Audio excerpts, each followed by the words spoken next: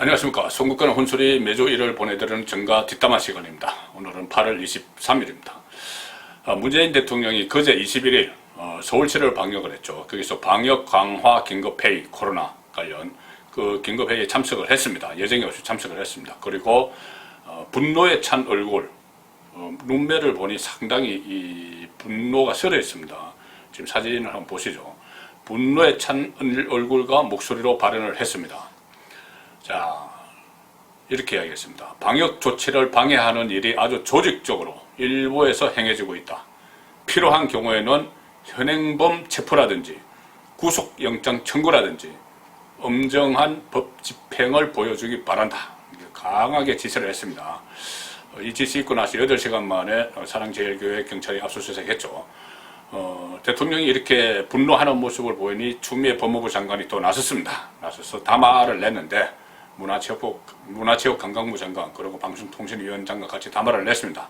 방통위원장이 왜 그 자리에 기어 들어갔는지, 가짜뉴스, 이른바 가짜뉴스 모든 것을 잘못 정책에 정부에 불리한 것을 가짜뉴스로 만들기 위해서 방송통신위원장까지 끌어들인 것 같은데, 거기서 담화에서 추미애 법무부 장관은 이렇게 이야기했습니다.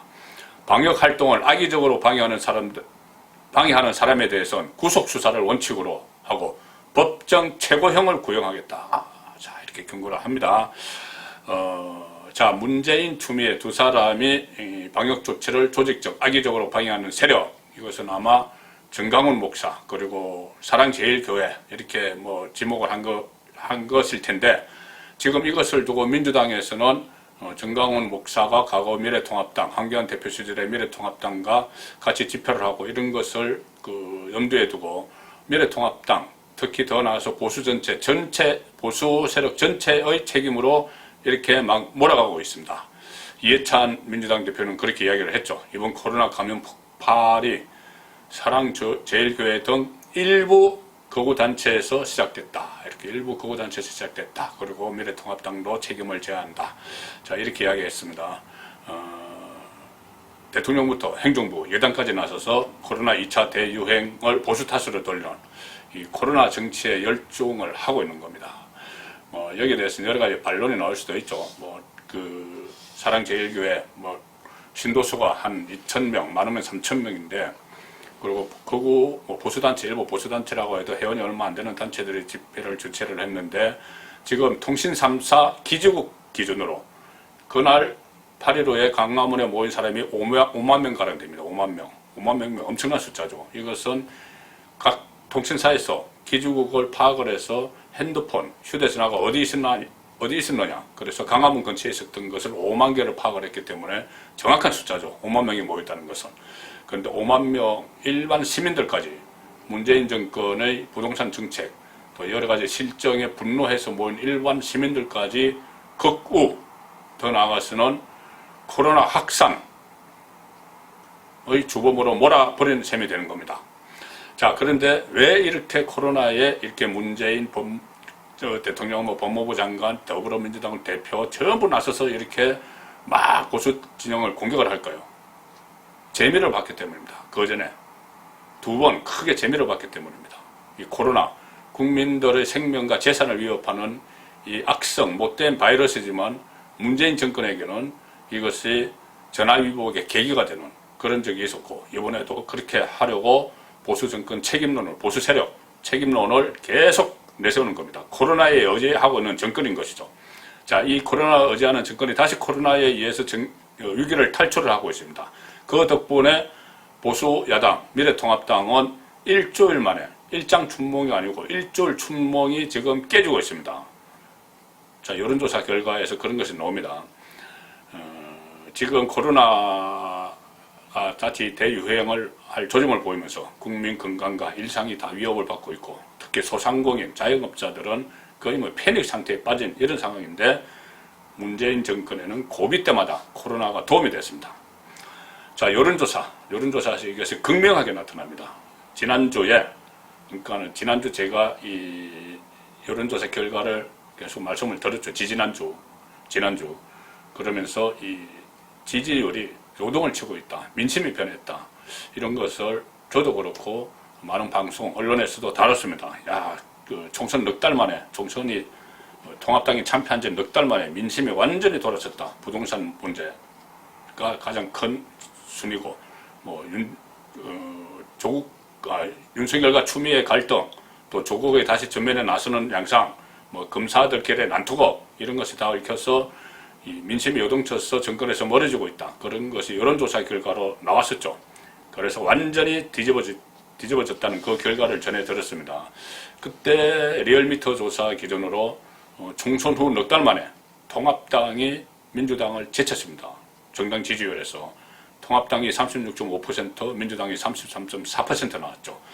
그래서 탄핵 국면이 시작된 2016년 탄핵 국면이 시작된 이후에 처음으로 역전이 됐고 3년 10개월 만에 역전이 됐다. 보수당이 진보당을 앞섰다. 그런 이야기도 나왔고, 그래서 결국은 그런 민심이 이반된 것이 부동산 정책의 실패, 또 홍수 피해에 대한 정부의 넉장 대처, 또 문재인 대통령이 지금 집값이 안정되고 있다, 이런 전혀 현실과 동떨어진 소리를 하는 데 대한 민심 폭발, 또 여러 가지 불만들이 쌓인 겁니다. 거대 여당의 독주도 있었고, 추미애가 윤석열을 쫓아내기 위해서 여러 가지 인사도 하고 직책 개편도 하고, 그 과정에서 유심칩 하나 압수수색하려고 한동훈과 그 부장검사가 육탄전을 벌이고 그런 것, 또 조국 사태, 조국이 다시 SNS 활동을 시작을 하고 윤미향은 제대로 수사도 하지 않고, 이런 것들이 다 모여서 진보 정권, 정부 여당의 지지율이 추락을 했다.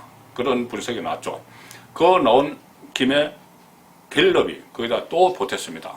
지지난주 금요일이죠. 갤럽 조사에서 일단 정당 지지율도 오차범위 내로 들어갔고, 여기서는 역전 안 됐지만 오차범위 내로 들어갔고, 특히 문재인 지지율이 39%를 기록했습니다.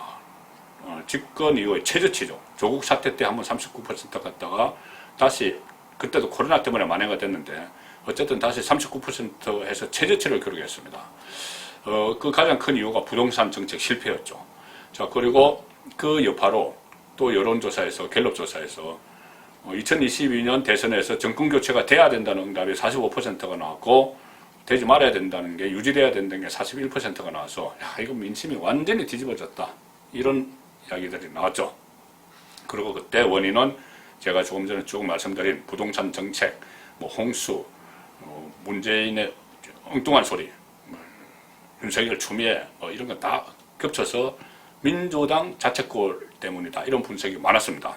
그런데 통합당의 김종인 비대위원장은 마치 본인들이 잘해서 지지율이 올라간 것처럼 이야기를 했죠. 민주당 실점은 전체의 3분의 1이다. 3분의 1만 민주당 덕을 봤다. 나머지 3분의 2는 통합당이 잘했다는 이야기겠죠.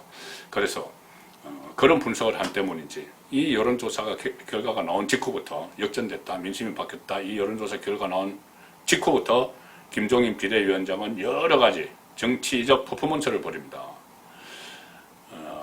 일단 미래통합당이 잘해서 이렇게 됐다고 아마 판단을 했겠죠. 역전이 됐다고. 그래서 무슨 10대 민생과제, 정책과제를 발표를 하고 새 정강 정책도 내놓고, 저를 이제 좀 좌클릭되는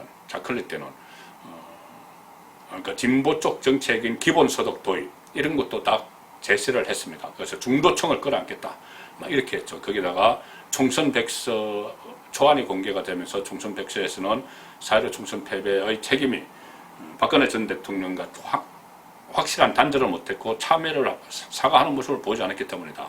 그런 분석을 내놨고, 또 이미 물러난 한교안 이쪽에 또 책임을 다 전가하고, 김종인 비대위는 아주 잘하는 것처럼 그렇게 이야기를 했죠. 그리고 김종인 위원장은 박근혜 탄핵에 대해서 내가 직접 사과하겠다, 사죄를 하겠다, 이런 이야기까지 했고, 대구에 가서는 박근혜가 내 말을 안 믿어서 탄핵이 됐다는 식으로 이야기했습니다.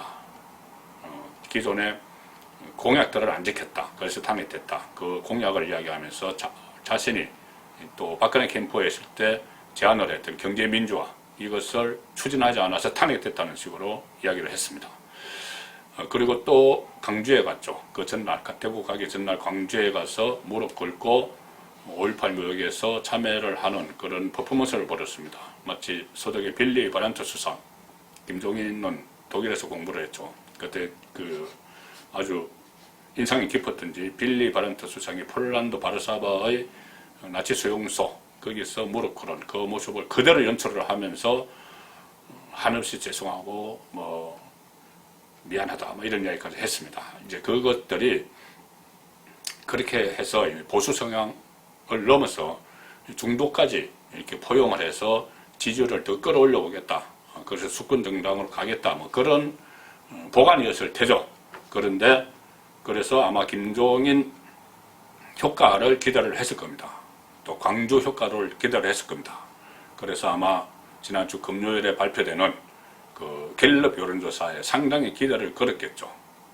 오차범위까지 그 전주에 갔는데 리얼미터는 역전됐고 그 전주까지 오차범위까지 갔고 그 위에 본인이 강주도 가고 대구 가서 박근혜 잘못했다고 하고 또 뭐 이 총선백서 내용도 공개를 하고 10대 정책까지 내놓으면서 기본소득 하겠다 뭐 이렇게 다 했기 때문에 이제 김종인 효과로 이번에는 오차범위까지 벗어나서 우리가 이기겠지 그 생각을 했을 겁니다. 그런데 전혀 엉뚱한 결과가 나왔죠. 자, 지난주 8월 셋째 주 갤럽 조사 결과가 금요일날 발표가 됐습니다. 민주당 지지도 전주보다 6%포인트가 올라서 39%를 기록을 했습니다. 오히려 김종인이 이렇게 여러가지 퍼포먼스를 한 미래통합당은 오히려 4%포인트가 떨어져서 23% 기록했습니다. 그러니까 일주일 사이에 완전히 완전히 격차가 확 벌어져 버린 거죠. 39대 23 거의 뭐 더블 포인트 차이 가깝게 정당 지지율이 다시 확 벌어져 버렸습니다. 문재인 지지율은 더 이 격변이 심합니다. 8월 셋째 주 조사에서 문재인 지지율 47% 기록했습니다. 불과 일주일 전에 39%였죠. 치모 최저치였죠. 그런데 무려 8%포인트 상승을 해서 47%를 기록을 했습니다. 문재인 국정 운영에 대한 부정평가는 8%포인트가 떨어졌습니다. 오히려 떨어져서 45%, 부정은 45, 긍정은 47. 대도 크로스가 일어났다. 긍정이 부정보다 낫다. 부정이 긍정을 앞질렀다. 대도 크로스가 일어났다. 이 문재인 지지율 이 이야기를 한 두세 달 정도 계속 해드린 것 같은데 오히려 그것이 이전 단계로 돌아가 버렸습니다. 긍정평가가 부정평가를 앞섰습니다. 자, 이렇게 되는데 무엇에 영향을 미쳤을까요? 일단은 야당에서 일어났던 일을 보면은 야당은 총선백서 공개하고 정당정책 자클릭하고 박근혜와 단절론 이야기하고 서진정책 한다면서 강조 가서 무릎 꿇고 대구 가서는 박근혜가 자기 말 안 들어서 탄핵됐다고 하고 이런 식으로 얘기를 쭉 했습니다. 그런데 미래통합당 지지율은 일주일 만에 4%포인트가 떨어졌습니다. 이런 것이 전혀 영향을 못 미쳤다. 혹은 부정적인 효과를 가져왔다고도 볼 수가 있는 것이죠. 자, 그렇다면 다른 요인은 뭐가 있을까? 이 다른 요인, 이것 말고 다른 우리나라에서 일어난 다른 요인들을 보면은 딱 하나 있습니다. 바로 코로나 급속 확산이 된 거죠. 코로나. 국민의 생명과 재산을 위협하는 코로나가 다시 확산된 겁니다. 8월 14일부터 100명 단위가 넘어갔죠. 그래서 문재인 직무수행 긍정평가 지난 금요일에 그때 이 39%에서 8% 올라서 47%가 됐다고 했는데 47% 찬성한 응답자들에게 왜 지지하느냐고 물어보니 37%가 코로나19 대처 잘한다는 거죠. 코로나19 대처 잘한다. 자, 코로나19 대처 잘하라는 거겠죠. 지금 이렇게 다시 코로나가 왔으니 잘하라는 걸 겁니다. 한국갤럽은 그렇게 자체 분석을 했습니다. 지난주까지 최근 2달간 가장 주목도 높은 현안은 부동산 문제였다. 그래서 부정적 여론 형성의 주된 원인이었다. 정부 여당에 대해서. 그런데 지난 주말 사이 수도권 교회 중심으로, 그러니까 지지난 주말입니다. 수도권 교회 중심으로 코로나19 확진자가 급증함에 따라 방역 성공 여부에 관심과 기대가 실린 결과로 보인다. 그렇게 분석을 했습니다. 그리고 여기다가 또 보탠 게 있죠. 사랑제일교회 정강훈 목사 확진 판정 받았죠. 강복절 집회에 참석하라 이렇게 통보를 했고 본인도 마스크도 쓰지 않은 채 거기서 연설을 하고 본인도 감염이 되고 그 자리에 참석했던 뭐 차명진 전 의원도 감염이 되고 뭐 또 보수 몇 사람도 감염이 되고 이런 상황이 이 부정적인 그러니까 미래통합당 보수에 부정적인 영향을 미치면서 정권과 여당의 지지로 이어진 겁니다.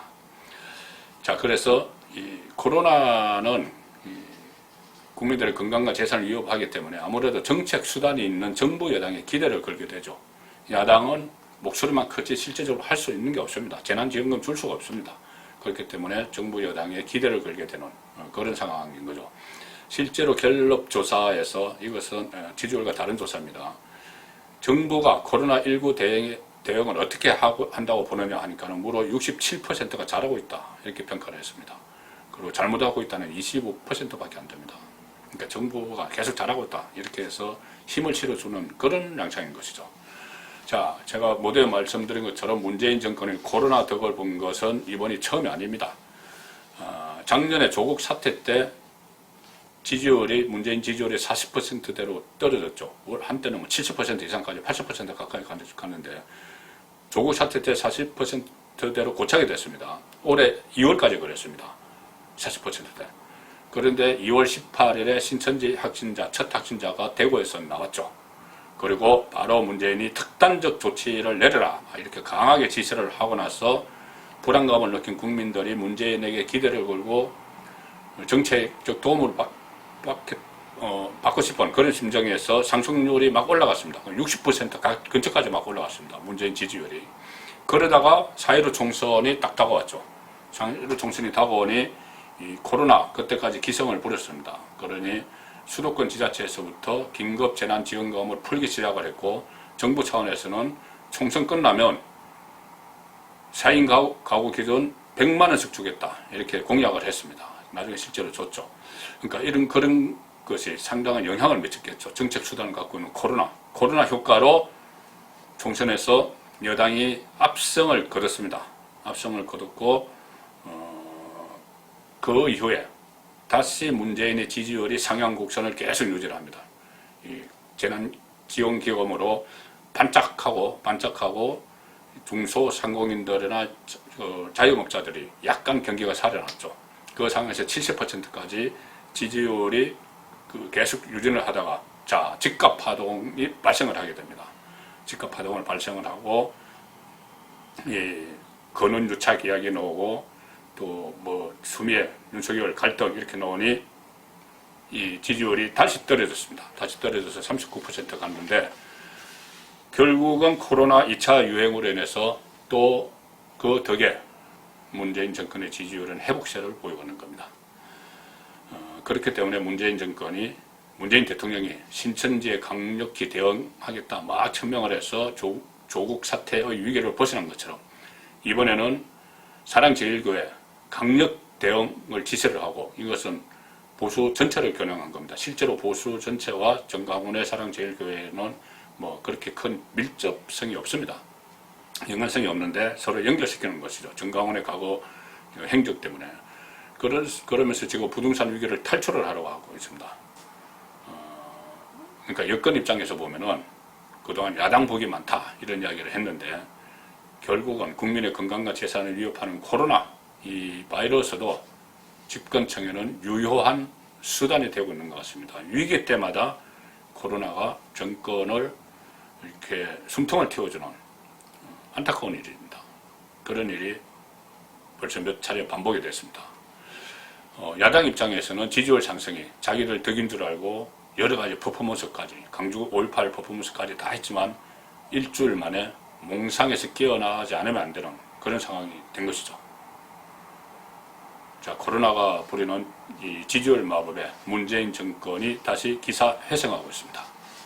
정가 뒷담화였습니다.